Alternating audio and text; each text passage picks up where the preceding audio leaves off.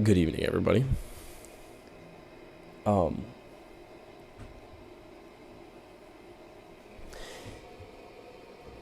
If we want to go from a top 15 Division II program to a top 10 to a top 5 program, things need to change.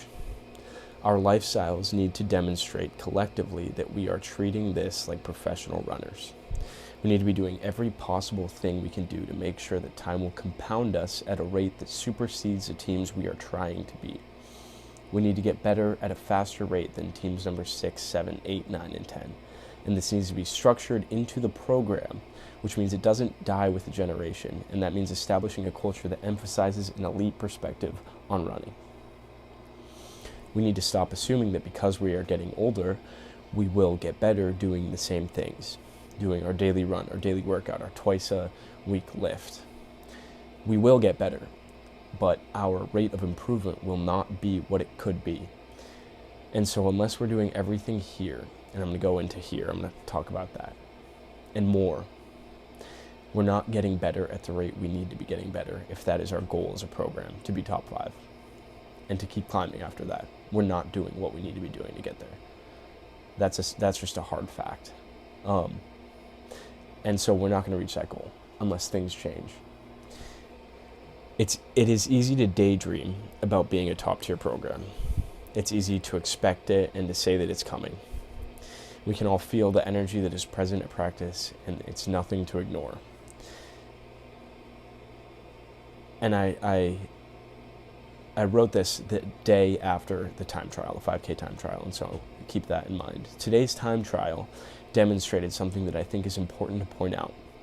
Almost all of us, or the many I've spoken to, performed worse than we expected to. And this could be many different things. But one factor that it could be is that we think we're doing more than we are. We think that we're all in because we're doing the daily run and we're getting through the tough workouts. But there is so much more to being a good runner than just a daily run. A 420 miler thinks he's a great runner on a team of 430 milers.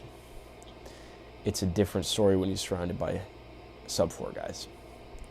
And the hard truth is that right now, many of us aren't the best runners we can be. And that doesn't have to be a bad thing. It means that there's room for us to improve. But to make that step up as a program, it is important we start talking about the aspects and what it means to be an elite runner. What it means to be an elite runner. What does it mean to be an elite runner? Are there elite runners on our team? What is it, a professional? I wonder how many of us on this team think that we are elite runners. Here are some things that elite runners do. Because getting faster is a set of habitual tasks that are built into a lifestyle. And once you achieve that lifestyle and you start living that lifestyle, time will compound your running abilities. And so I think what we need to do right now is get to the point where we are living an elite running lifestyle, where it's built into the culture and all of us are really focused on that, and then time will start compounding that. And I don't think we're at a point where we're getting better at a rate that is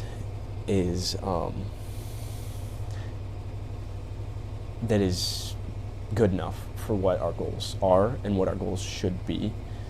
And I think that should be to become a top 5 to top 10 program and cross in the next few years, in the next 5 years, while some of these freshmen that are coming on are still here. That should be their goal. And so you got to get on this train. You got to get on the train of living this lifestyle, because you need the time. If you want to be a top 5 program, you got to get freshmen in that immediately hop on this train, immediately hop on this lifestyle, so that they get 4 to 5 to 6 years of this, because the more time spent in it, the better it's going to be. And so if they're starting to really focus, like for me, for example, I started really focusing and living this lifestyle just now, my junior year. And so I have 3 more years of it, which is great, and I'm going to get a lot of success. But if I had started 2 years ago, it would have been a completely different story. And I was running. Here's the thing: 2 years ago, I was a runner. I wasn't a good runner, but I was doing my daily run. I was running mileage. I was doing hard ass workouts. I was lifting twice a week. I was fueling decently well. But I wasn't focusing on recovery. And that changed everything. I wasn't focusing on recovery, and so I stagnated for 2 years.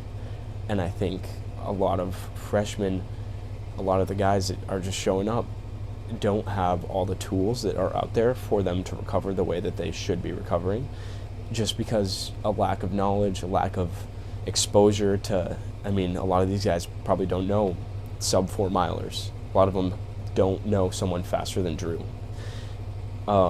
And so I was fortunate enough to have people like Cal, like Mac, who I could kind of look at them and see their success, and someone like Andrew, learn about his recovery techniques. But there's things you can do. There's a tangible things you can do that make you a good runner. And by not doing those things, you're not the best runner you could be. You're a runner who's doing the daily run, but you're not doing the daily recovery, and so you're not going to get better. You're not going to get all that much better. And so I made a list of things that I think that we should all be doing, or at least starting to talk about, thinking about doing, because they're really important. And so I'm just going to go through those real quick. I'm not going to go into super detail. I could say a lot about all of this, but I'm just going to do a quick run through. Caffeine. Caffeine is absolutely essential. It is a performance-enhancing drug that is legal. So before really hard efforts, preferably races, but maybe even workouts sometimes, you need a shit ton of caffeine. 8 to 10 coffee cups worth of caffeine. For me, and it depends on your size, but I'm 6'2", 165, it's like 500 milligrams of caffeine. Important. There's no reason you shouldn't be doing it. Deep tissue massage, a bottle of lotion. I use this every single day. I massage my legs for 20 plus minutes per leg, and I really fucking get in there and do a deep tissue massage to help my legs recover and stay injury free. It is absolutely essential if you don't want to get injured, especially as the workouts get harder, especially as you're running intense volume with lifting. You gotta get a massage. Every good runner has somebody who's giving their body a massage to really work their muscles. Super, super important. Electrolyte hydration. You should be doing this 2 to 3 times a week before really hard efforts, because you need to be hydrated, and we are year-round athletes doing strenuous work all the time. So staying hydrated is essential all the time. Have this frequently. Supplementing. Iron, absolutely essential supplement, and a good iron supplement, not a shitty Fred Meyer fucking little white pill iron supplement. That's not good enough. You need to get an actual good one with a bunch of fucking random, whatever it is. There's a bunch of vitamin, there's more than just iron in this to help it absorb, to help it, whatever. I don't know. Get a good iron supplement. E-Stim, something like Firefly Recovery. It's expensive, but it's a great recovery tool, especially for travel days. It keeps your legs fresh. It keeps them so there's not, a lack of blood flow. It just increases blood flow, speeds up recovery by 400%. You can leave it on for a few hours. It's a great recovery tool. Again, no reason you shouldn't be doing it. Epsom salt baths and ice baths twice a week each. Great recovery tools, great things you can do for your muscles, for your body. Again, no reason you shouldn't be doing this stuff. If you have the time, if you care, you'll make the time to do these things, to recover in these ways, because that is how you recover sufficiently to keep doing this hard work over a long period of time. Other important things. Carb loading. I use Kodiak because I know Andrew uses Kodiak and I like it. It's delicious. It's also from my hometown. Carb loading the night before hard efforts. So that's easy, medium, long on Wednesday. before the long run, before a hard workout on Tuesday, before a hard workout on Friday. That's like four nights of the week. And so just getting in a shit ton of carbs all the time, super important to have life in your muscles to keep growing, getting stronger and getting faster. Also, in addition to that, that's pre-run, post-run protein. That is essential. Get it in after the workout, immediately after the workout. Get it in after hard efforts. We are constantly breaking down our bodies, and protein helps rebuild that, and getting it in right away so that you can, getting in a good amount right away so you can just start recovering, get that clock ticking is really important. And so those are kind of fueling, supplementation, carbs, protein, that's fuel, electrolytes, and then massage, ice bath, Epsom salt, E-stim, that's recovery. Those are all different recovery techniques, caffeine before races. Those are all things that are not really talked about, but they're really important. And if you can use all of them and you're using none of them now, it will make an unbelievable difference. You will get significantly faster if you can incorporate those into your lifestyle. Yeah. And then the final thing I would say is, and this is hard, this is the hardest one because it's just so much easier said than done, is get a consistent sleep schedule. I know that a lot of the freshmen just had their fall quarter. My freshman year was full of drinking and partying. And it really stagnated my process. Even my sophomore year just didn't improve because I just didn't want to give up that lifestyle. And the moment that I've finally kind of given it up, it's paying off. I'm getting significantly faster, significantly quicker, and I can feel it. And I'm just really, I wouldn't change it, but it certainly made me a worse runner. And I'm glad that I am where I am now so that I can not be drinking, because it really fucks with sleep and it really fucks with recovery. And a consistent sleep schedule is essential because you'll be able to fall asleep and get a good 9 hours and then predictably wake up at the same time. And you just got to be getting 9 hours every single night. That's the best recovery hack that you have is sleep. And so getting quality sleep, 9 hours of quality sleep every night will work wonders with time.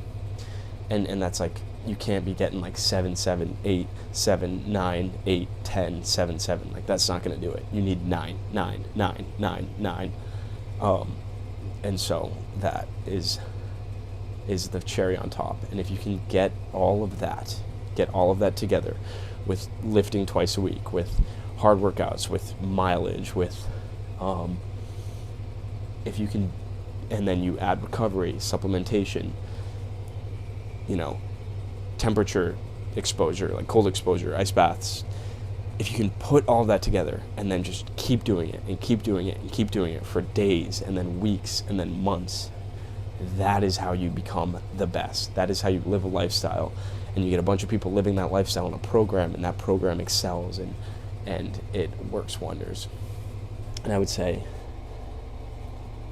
you gotta have a reason. It's no joke to do all of that, and you got to have a reason to do all of that, and that brings in mindset. And you gotta have something in you that's greater than just a runner. You gotta have something in you. You gotta want something. You gotta have a fucking fire in you for this sport. And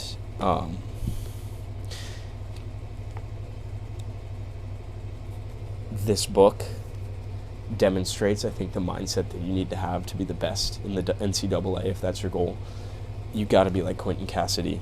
And if you don't know who that is, then you got to read this book and find out who that is. I've been trying to get people to read this on my team for years, and you can tell who has read it on the team and who hasn't. And there's not a lot that have.